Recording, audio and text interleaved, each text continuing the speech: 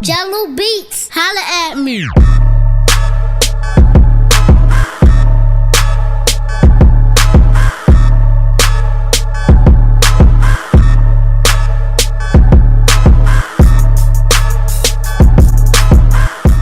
Hey guys, so welcome back to another video, and today I want to discuss a nutrition topic. So the last few topics have been obviously about me, about contest prep, and now I sort of want to discuss some other aspects of training and nutrition and dive into some things that again are quite sort of relative to me, keeping the channel relative to me, but also giving you content that's applicable or that you can apply to your own training and your own nutrition, because I think that's very important, because I want this channel to be very much about not only myself following my journey and sort of vlogging things myself, but I want it to be an educational channel, something that provides value to you and something that you can watch a video and think, cool, like I not only ate a meal or sat down on a train and got somewhere, but I also learned something in the process. So whether you're watching this doing cardio or meal prepping or something like that, I want you to take home some information. So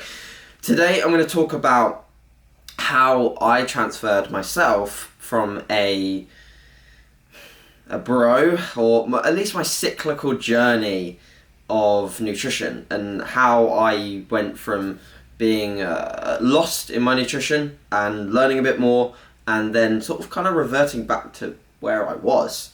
So let's start right from the bottom. So when I first got into bodybuilding, got into fitness, I did fitness. When I first did fitness, I ate really like a bodybuilder.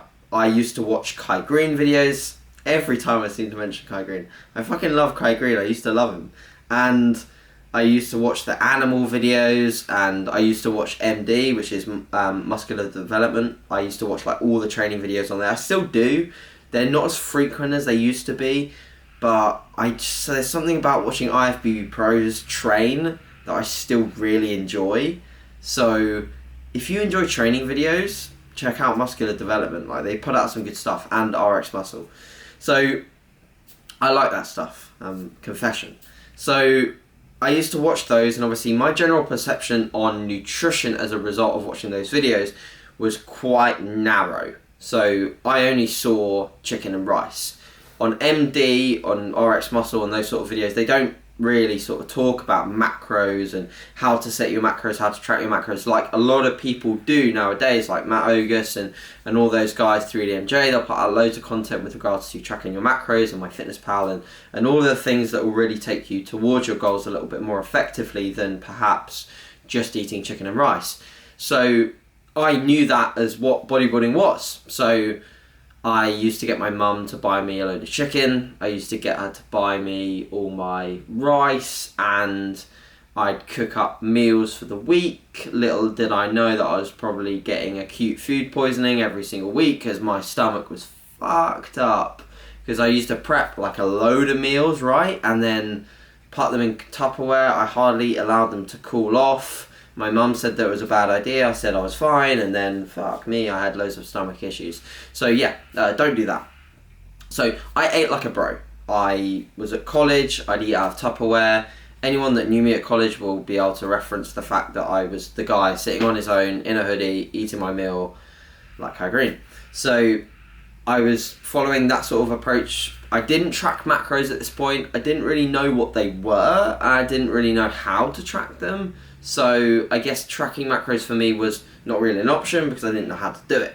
So I was doing that for quite some time. I'd consume enough protein. I'd always hit my protein.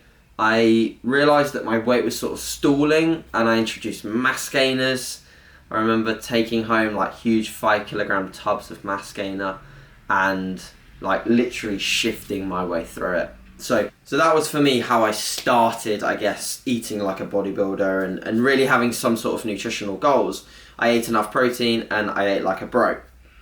And I kind of enjoyed that. Like, I kind of enjoyed that approach, besides the stomach issue from not actually consuming any vegetables and sort of eating out of really unhygienic Tupperwares. I enjoyed that approach. So when I did my first bodybuilding show, which I may well talk about in a further video, later video, I got a coach, and my coach was awesome. He taught me the fundamentals of If It Fits Your Macros and flexible dieting, and I was introduced to MyFitnessPal and tracking my macros on that app. At that time, be honest, and my coach will probably openly admit this, he didn't put out a lot of content online. So whereas like now I'm a coach, like I put out daily content, content on Facebook every single day. It wasn't really like that back then, and my coach at least wasn't doing that at that time. So I had to sort of educate myself on how to apply these carb, fat, protein numbers into my day. And at that time, I did kind of think there was a free-for-all, and I ate really bro meals at the start when I started got those numbers from him. And then I slowly transitioned into realising that wow, I can just eat anything. And that went sort of quite weirdly the wrong way, because I started fitting in like 50% crap, 50% good stuff, and then realised that actually that probably wasn't optimal, and neither did I enjoy it. Because something that I do find as a coach is that the more flexible you become, the more food focused you potentially are. And this, guys, don't take this as literal, because that doesn't apply to everyone. People can be super, super flexible and still be very non-food focused and be fine. But there's so many people out there that as soon as they start flexible dieting, and as soon as they introduce this huge variety of foods into their day, and they start trying to like play the matrix with hitting their numbers, they get so food focused, and that sends them down the wrong route. It really does. And it's painful to see, because what flexible dieting was meant to be is a process that's enjoyable and that's allowing flexibility. It's not a process that's going to fuck you up mentally and make you really have a poor relationship with food. Okay, so it's actually meant to give you a good relationship with food, and I find with a lot of people it's making them have a bad relationship, which is not good. Okay, that's not what we want. So I went down that route, and then I was there for quite some time, with that contest prep. I was very, very flexible. And then as soon as I came out of that sort of phase, I realised that I just wanted to go back to eating chicken and rice. I wanted to go back to just sort of having my bodybuilding meals. So guys, if you look at my Instagram stories now and you get a gist of my full day of eating, it's probably why I'll do one eventually, but if you look at my full day of eating now, you'd think, and I've had some people say, or at least say in the background, that I'm not a flexible dieter and that I don't count as a flexible dieter. First off, I think it's bullshit, because I think there's so many ways that you can apply flexible dieting. Flexible dieting, in my term, is tracking your macros. You track carbs, fat and protein, and you use an app to do so, and that's it. You haven't got this meal plan on paper. That's what I think is a meal plan versus a flexible dieter. But at the same time, like most people now, even with meal plans, they're tracking their macros. So we're kind of in the same ballpark, guys. This is why this argument of flexible dieting versus clean eating is just crap. It's just crap. It's no longer an argument. It's not. There's not even a difference, really. So for me, I love structure. I crave structure. So I just like my normal meals. I like bodybuilding foods, and for the most part, I do like some elements of variety. So when I do get bored of a certain food group, I will swap and change it. When I was gaining, I couldn't gain on just purely these meals that I'm eating now that are very, very sort of clean or micronutrient or nutrient dense. I couldn't just use just those foods. And this is what some people don't get when they're transitioning into different phases. I really do think that your approach to nutrition or your flexibility level should be periodized to match your current phase. So it should be periodized in a way that when you're in a fat loss phase, the amount of clean, nutrient-dense foods increases. And when you're in a gaining phase, that potentially decreases slightly to allow more calorie-dense, slightly less micronutrient-dense foods to come in to fill up your calories, to allow you to hit your new gaining macros without feeling really full, really just clogged up with fiber and clean food. So that's what I do, and that sort of brands me as quite a flexible eater, because I adjust my approach to how I eat considering the phase that I am in.